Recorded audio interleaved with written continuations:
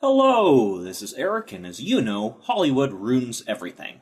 And, oh boy, did they ruin this. You know what cringe is? For some reason, people confuse it with humor. And obviously a movie is far better if it's got humor, right?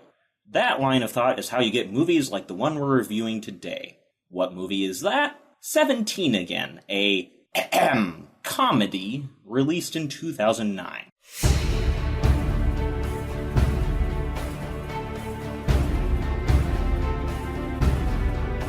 The premise of this film is simple. After giving up a basketball scholarship to comfort a girl he got pregnant in 1989, the life of Mike O'Donnell, played by Matthew Perry, turns out to suck.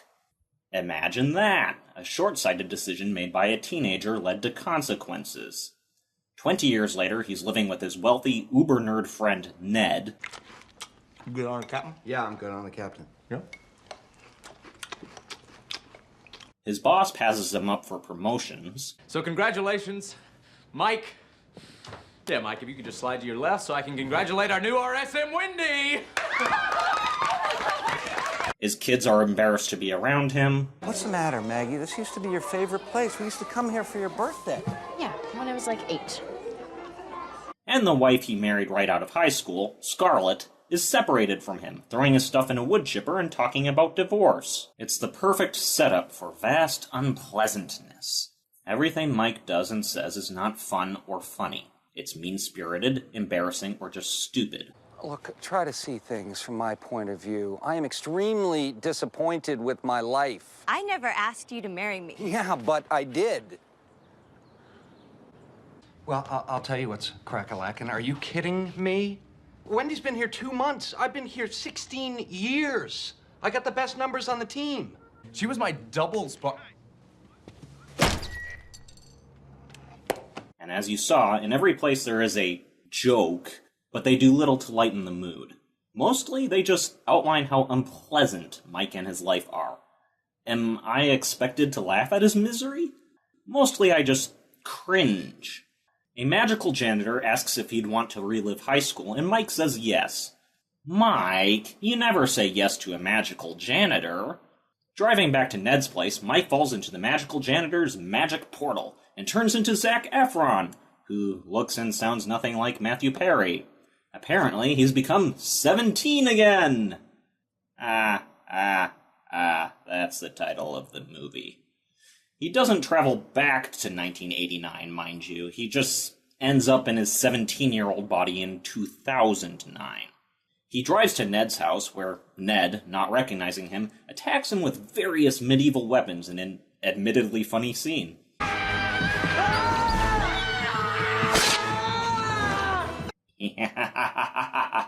Get him, Ned. Get him. Mike tries to convince Ned of his identity, but Ned doesn't believe anything until he finds a picture of Mike in high school. They then start searching a ton of fiction for possible reasons that Mike is young again. Remember, guys, Google is your friend. They hit on the concept of spirit guide transformation magic. The janitor was his spirit guide, making him go on a path of discovery. Mike goes looking for the janitor, but instead gets the idea to relive his high school glory. He gets Ned to act as his dad so he can transfer in, disguising himself as Mark Gold. Immediately, cringe ensues.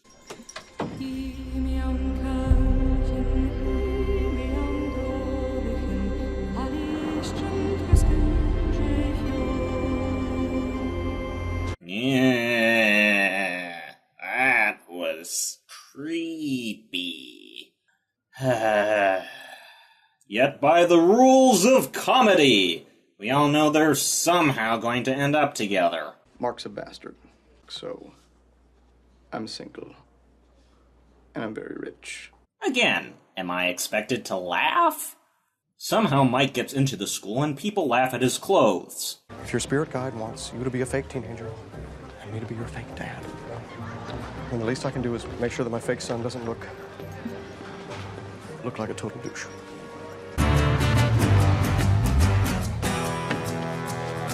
Picture yourself in a living room, your pipe and slippers set out for you. I know you think that it ain't too far, but Ned, new clothes aren't going to cover up the douche within. Mike goes to class and gets a call from his wife asking where he is. Oh no, he's missing the divorce meetings because he looks like Zac Efron! Bunch of cheerleaders. So, would you consider maybe dating a 10th grader? I think we could go for full custody. No, you can't take my kids away from me. After a short disagreement, Mike's daughter, Maggie, walks in. Mike waves. Why is the new kid waving at me? I don't know.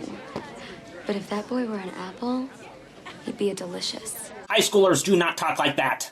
And thanks for the wonderful image of incest. I did not need that. Suddenly, gym class. That was a really sudden transition. I will tell you something. You know, in 10 years, you're gonna have this thing right here that no amount of crunch is looking real. And spot reduction, total lie.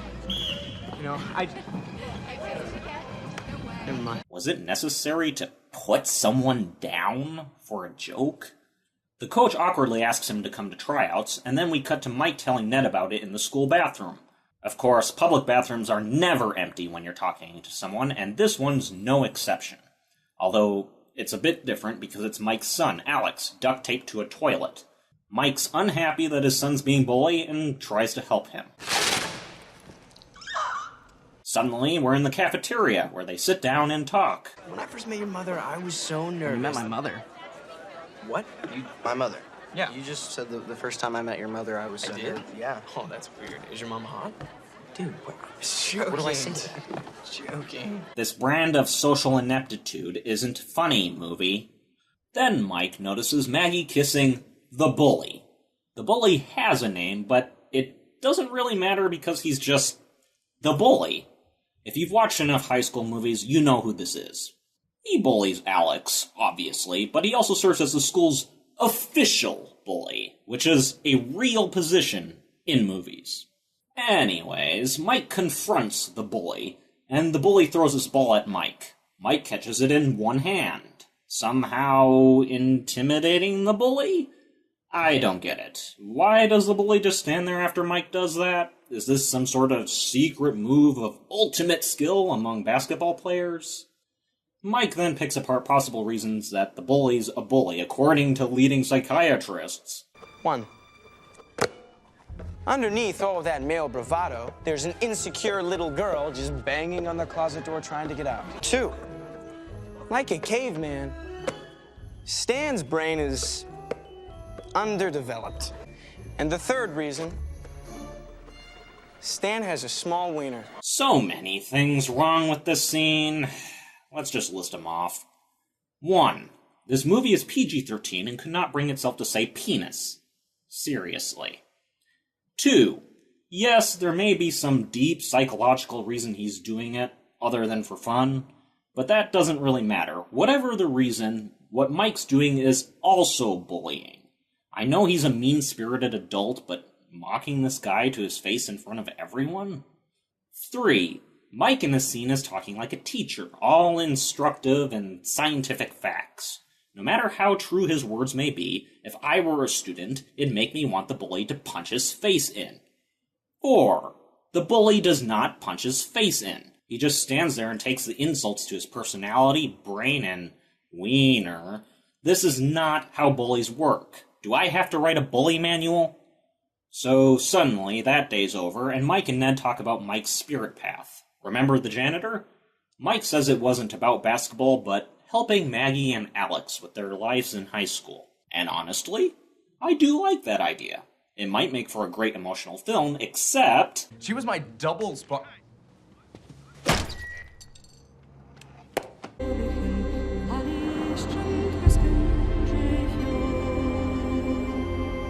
I don't have faith that this movie can deliver an emotional moment without ruining it with either Mike's jerkiness or very bad humor. Anyways, Mike goes over to his own house to hang out with Alex. What's going on? Oh, hey, Mark. Oh, hi, Mark. Alex throws a few free throws, which has Mike try to convince him to be on the basketball team. Suddenly, Scarlett shows up and is fascinated by the uncanny similarities this Mark kid has with Mike. Fascinated to an almost unhealthy level. Mike proceeds to make an ass of himself to Scarlett's friend, while Scarlett pokes him, and... How far into this film are we? 44 minutes out, with an hour left to go. This movie is so long. So now we're in sex ed, because it wasn't awkward enough before. Honestly, I think this is the best, worst scene in the movie. It is a sum and representation of everything wrong with 17 again. Let's begin. They start passing condoms around, and the bully passes the box of condoms past Mike, laughing because Mike doesn't need them. And, well, it's easier for me to just show you. No, you know what? He's right. He's right. I don't need one. You know why? You know why I don't need one? Because there's no one that I'm in love with. And preferably when you're married. You know, when you're ready to take that love and turn it into a baby. It's that first moment when you hold your baby girl and you didn't know that anything could be so small or so delicate, and you feel that tiny heartbeat, and you know that you couldn't love anything more in the whole world, and always be there to catch her when she falls, and that nothing ever hurts her, not a broken arm or a bad dream or a broken heart. And not a single panty was undropped that day. If I were in that class, I'd feel the need to speak up. The way you talk is as if you've already experienced all of this. So who'd you get pregnant? Or maybe you're just making things up to get on well with the girls? So either you're a hypocrite, or you're a liar. Which is it? Because you see, no high schooler acts that way. And no one, not even the teacher, bothers to question him on his clear experiences with having a baby. In real life, you can be sure that the first question out of someone's mouth will be, "How do you know?" And the first question out of my mouth is, "What's wrong with this movie?" You could say it's for comedy, that it's not meant to be logical, but there's no way to laugh at this. The scene isn't funny, it isn't realistic, it's not even that emotional for the amount of passion he puts into it, and it bears no resemblance to anything even close to logic or common sense. It's just long and cringeworthy, and for all of that, I say this is the best scene to represent the film. All the girls are convinced and toss the condoms back in the box before handing it to the bully. He gloats about it and kisses Maggie in front of Mike, and this results in a fight. Come on, Mike, this is Maggie's boyfriend. I'm pretty sure that she won't be happy about... Wait. He was looking at Maggie a lot during that speech. And Maggie... Oh, for the love of... This isn't funny. It's just wrong. This is wrong. Video of the fight spreads on YouTube, and Ned gets called in as Mike's supposed parent. Ned is dressed as a cowboy pimp. To the untrained eye, I look like a total idiot. You do, in fact. But it's actually a seduction technique known as peacocking. Peacock, cock, cock, you peacock, cock. This goes about as well as expected. Not very at all. For some reason, the very next scene is Mike and Scarlett meeting again. Because this will go so much better than the last time when she couldn't stop touching him. Oh, right. Got it. Okay. I realized that whole lady cougar hunting, the mothers I'd like to, whatever thing is big with you guys, right? With you high school boys. My reaction is about the same as Mike's. And Mike isn't laughing. Anyways, he agrees to a job where he helps her garden, and with that, we're now at the halfway point. Thank goodness. Alex makes it on the team, Scarlett finishes her garden, and everything is wonderful, except Scarlett has a date, apparently. This makes Mike act like a jerk, again. Why does Scarlett let this behavior fly? He's not her husband or child, so why would he have a say? No idea. We've got no time to pay attention to that, as Mike and Alex go to a bowling alley. Mike gives Alex advice about girls, then gets practically assaulted by some girls who have little self-respect. I was kicked off the cheerleading squad for being too flexible. Why? Alex manages to awkwardly flirt with the girl he likes before setting himself on fire. It would be funny if it wasn't so sad. Alex is one of the few people here I like and care about, and I don't enjoy watching bad things happen to him. Mike talks to Maggie, who says the bully and her are madly in love, and they're going to move in together after high school. Mike, of course, is a jerk about it. Maggie storms off. Oh, the humanity! Suddenly, we're at a basketball game. What's with this movie's transitions? What's up with its pacing? It's like, it's gotta get all these scenes in, even if it's gotta slam them together. Anyways, Mark plays well, but Alex gets the winning basket. Alex awkwardly gets the girl, and we're at the next scene. Slow down. Ned shows up and just asks the principal on a date. No tricks or anything. If she goes on the date, he'll stop harassing her like he's been doing for the past few weeks. She agrees. This was inevitable. Mike calls for a party at his house. He then goes to comfort a crying Maggie. What? She was just telling him off for being overly controlling literally less than 5 minutes ago. The bully broke up with her, and Mike tries to comfort her. In her emotionally damaged state, Damn it! No more. Please, no more. Now we're at the party that Mike spontaneously generated. No, wait, we're at Ned's date. Well, as it turns out, Ned's a giant nerd, and the principal also happens to be a giant nerd. What a coinky-dink. Back to the party. The bully is bothering Maggie, and Mike tries to fend him off. Mike gets knocked out instead because his maturity is his only good quality. It happens when you're getting on in years. Mike wakes up with his head in his daughter's lap. Nope, we're not doing this. Skip! Back to Ned's date. They're having a conversation in Elvish. Nerd!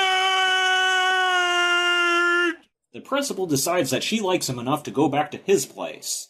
Oh no, they're going back to a party. The stakes are so high. For some reason, Scarlett is at the party, and now Ned and the principal are there, kicking everyone out. I can't really bring myself to care at this point. Mike kisses Scarlett. Suddenly, everyone hates him, and the principal immediately breaks off with Ned because she wanted to keep the relationship secret? Lady, if my high school was any indication, the students don't care who you're dating.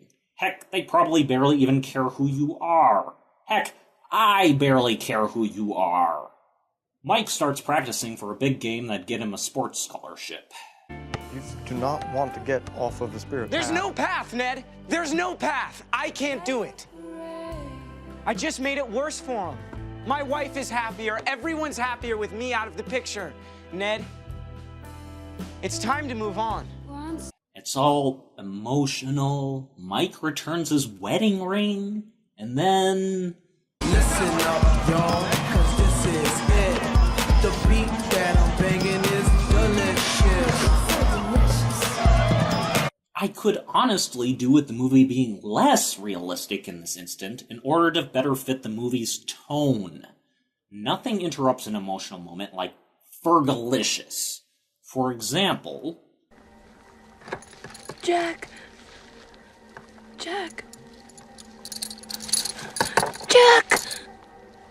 So delicious. It's hot, hot.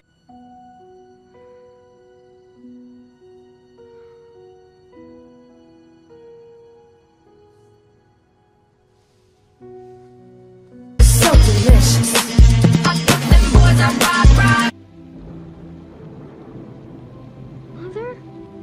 Mother? So delicious. They want a taste of what I got.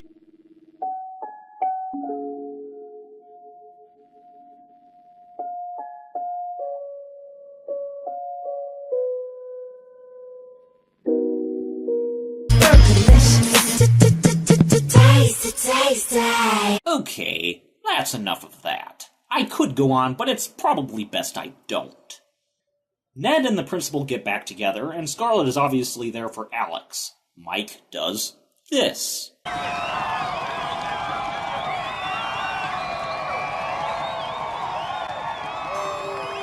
And Scarlet walks out, just as she did back before high school, and Mike runs after her.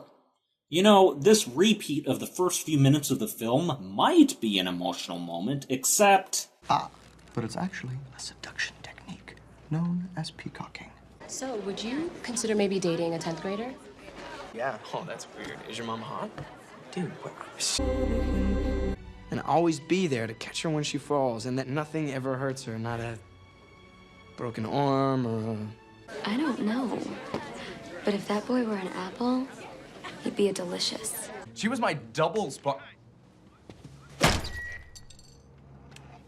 The moment Scarlet lets herself fully believe it's Mike, Zac Efron turns back into Matthew Perry, who, again, looks and sounds nothing like him, and they kiss.